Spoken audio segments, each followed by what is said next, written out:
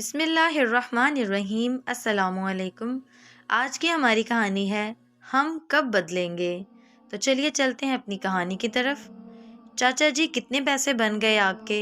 मैंने जेब में हाथ डालते हुए पूछा। 100 रुपये हो गए हैं बेटा। 50 बूट की सिलाई और पालिश के और 50 जूते की सिलाई और पालिश के।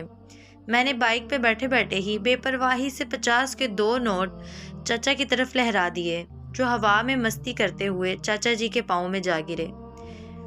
50-55 साल के इस चाचा जी ने अजीब सी मुस्कुराहट के साथ मेरी तरफ देखकर कहा, बेटा ये पैसे आप रख लो। चाचा जी खैरियत है?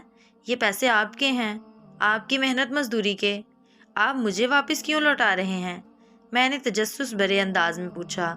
चाचा जी ने उदासी, जख्मी और दुख भरी मुस्कुराहट से मेरे चेहरे का बगौर जायज़ा लेते हुए कहा, बेटा दौलत से ज़्यादा अहम तहजीब और इखलाक हैं, और तालीम के साथ साथ तरबियत भी ज़रूरी है।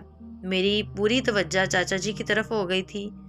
बेटा इज़्ज़त नफ्स और बाइज़्ज़त रोज़ी हर एक की अव्वलीन तरजीह होती है। मेरा पेशा अगरचा हकीर है, लेकिन मेरी कमाई हलाल की है।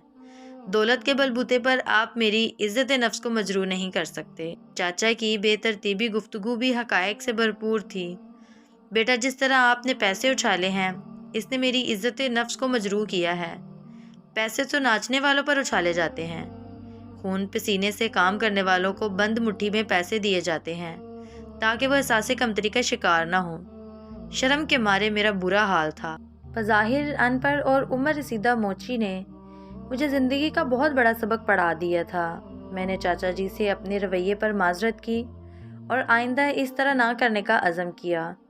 100 रुपये में जूते पॉलिश कराने के साथ साथ मैंने ज़िंदगी का एक बेहतरीन सबक भी सीख लिया था। वीडियो अच्छी लगे तो इसको लाइक कीजिएगा, चैनल को सब्सक्राइब कीजिएगा। मिलते हैं अगली वीडियो में, तब तक के लिए अल्लाह हाफ़िज़।